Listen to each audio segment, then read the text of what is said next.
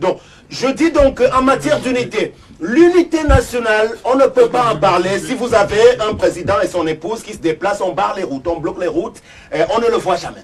On ne peut pas parler d'unité nationale si vous avez toute une diaspora qui est ostracisée, qui ne peut pas revenir dans son pays, qui est bloquée en toutes parts. On ne peut pas parler d'unité si vous avez les seuls enfants de ces gens, directeurs généraux, ministres et assimilés, qui ont accès aux grandes écoles, comme ce que fait régulièrement le président de l'Assemblée nationale depuis des années. Le Cameroun, c'est le Cameroun de Kava Yégué Djibril. C'est lui qui a la possibilité de faire recruter ses enfants à l'ENAM sans qu'ils ne passent le concours. Le Cameroun, c'est le Cameroun de Louis-Paul Moutazé, Jacques Famdongo. C'est leur pays, ce n'est pas notre pays. C'est eux qui ont tout amassé, qui empêchent que les enfants des pauvres aient droit au chapitre et voix au chapitre aujourd'hui. Le Cameroun, c'est le Cameroun de Franck Biya qui a fait des affaires sur le bois camerounais. Il est installé dans la principauté la plus riche en France. Il sera riche à vie. C'est le Cameroun. C'est pour cela que je vous dis qu'en matière d'unité aujourd'hui, nous devons refonder tout ça. C'est pour ça que j'ai parlé de... Vous voyez, vous voulez déjà me retirer. Non, allez-y, je ne vous retire pas la parole. Non, je reste poli jusqu'au bout. Je ne vous retire pas la parole. Étatique camerounais, dont le 20 mai 2019, vous voyez, donc moi je ne me sens pas concerné, vous voyez, parce que finalement je sais que c'est grand folklore, on amuse la galerie pour quelques privilégiés de la République. C'est de ça qu'il est question. Sans doute que M. Badakani aura un carton d'invitation pour le palais demain soir, il ira. Donc alors, maintenant, chutez rapidement, je chute rapidement parce que voyez-vous, j'ai entendu de la part de madame que non, la République n'est pas en place au Cameroun. Vous parlez d'organisation des élections. Moi, j'ai été au cœur de cette affaire. Il n'y a jamais eu d'organisation d'élections dans les conditions. Et j'aurais souhaité que monsieur qui arrive comme ayant la neutralité de l'intellectuel nous aide à comprendre que les élections n'ont jamais été saines. Il faut qu'on convienne de modus vivendi à ce niveau. Donc nous sommes assez tolérants parce que nous ne voulons pas de bain de sang, mais nous savons que tout a régulièrement été galvaudé au Cameroun. Donc on n'organise pas les élections au Cameroun comme on les organise, je ne sais pas, en Belgique, en France et ailleurs. Donc au Cameroun, c'est toute une autre affaire parce qu'on met en place une dictature. Sortons rapidement. J'ai entendu que j'ai servi deux candidats en même temps. Vous devriez le recadrer à ce niveau, mais je le fais en disant non, il n'a pas la bonne information. J'ai même travaillé pour au moins 4. C'est-à-dire qu'au début, j'ai révélé Cabral Libi quand j'étais à Equinox, vous le savez. Et puis Akere Mouna est venu me chercher. Et puis il y a eu un désaccord dans son entourage. Et puis Maurice Kamto et ses équipes, j'ai discuté avec eux. Et puis Franklin Tifo a dit non, moi j'ai besoin de toi. Donc j'ai plutôt du mérite à ce niveau. J'étais un booster. Donc je pouvais travailler avec n'importe qui, sauf M. Biya. Maintenant, je vous dis, j'entre en politique. Il ne vous a pas sollicité. Qu'est-ce que vous en savez? J'ai discuté avec le DCC. Vous n'en savez rien, madame. Vous n'en savez rien. Non, c'est pas l'objet du débat. C'est pas l'objet du débat. Je dis donc que pour l'instant, s'il vous plaît, parce qu'on est pris par je n'ai même pas encore fait de carte. J'ai un mouvement. Donc même les partisans, les sympathisants du NMP de Badakani peuvent faire partie de mon mouvement. Donc pour l'instant, je n'ai pas encore choisi de parti politique.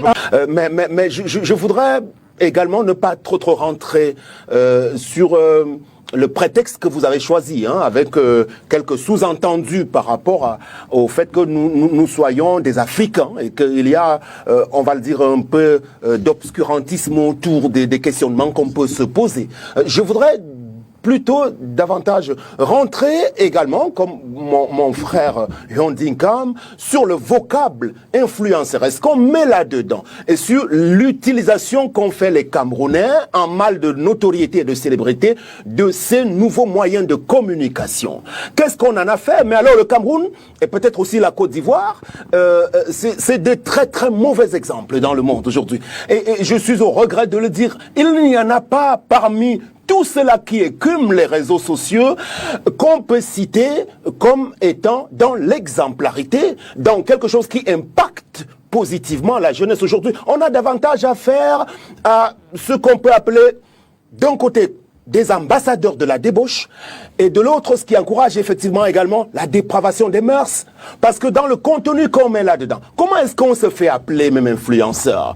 Vous fabriquez un petit truc, vous appelez ça 3 minutes du peuple, bim, et vous devenez une superstar au Cameroun.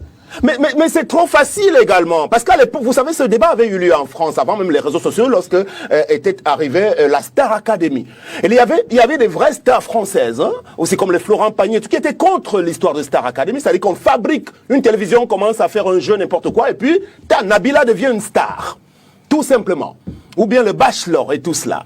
Mais ça, encore, c'était la télévision, qui est un grand média. Mais aujourd'hui, c'est Internet où on fabrique des pseudo-stars au Cameroun.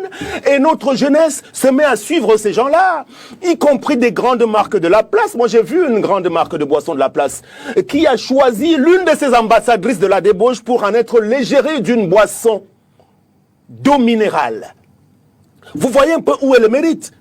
On serait mieux inspiré en venant vous chercher, vous, Léla Reine, qui fait le joli métier de la télévision depuis quelques années avec brio, avec sérieux. Combien de grandes marques sont venues vous chercher pour porter leur image? Combien? On est vraiment dans des choses inutiles aujourd'hui. Quand vous voyez le langage qui est utilisé par ceux-là ou celles-là qui deviennent des personnalités aujourd'hui du monde de Internet, ça passe par TikTok, en passant par les pages Facebook et tout cela. Il y en a une qui se fait appeler Aïcha Nkamoise, quelque chose. Le langage qu'elle utilise, véritablement, qu'est-ce que nos enfants peuvent apprendre par rapport à cela? Et vous appelez ça influenceurs, influenceuses, et ils deviennent des superstars dans mon pays, le Cameroun. Le pays, le Cameroun, qui a secrété Patrick Fandio. Le pays de François Rondinkam. Vous fabriquez des pseudo-stars. C'est ça mon problème par rapport à tout cela. Tout ce qui est en train de s'amonceler autour de ces phénomènes. Je pense que ça mériterait vraiment de faire l'objet de toute une émission, de tout un débat, de tout un documentaire de qui est-ce qui doit être considéré comme influenceur, entre guillemets, et on influence quoi, on impacte quoi, dans quel domaine, fatalement. Je pense que les pouvoirs publics auraient pu s'approprier une telle problématique et définir les bonnes règles aujourd'hui, parce qu'on ne peut pas tout laisser passer également dans Internet aujourd'hui.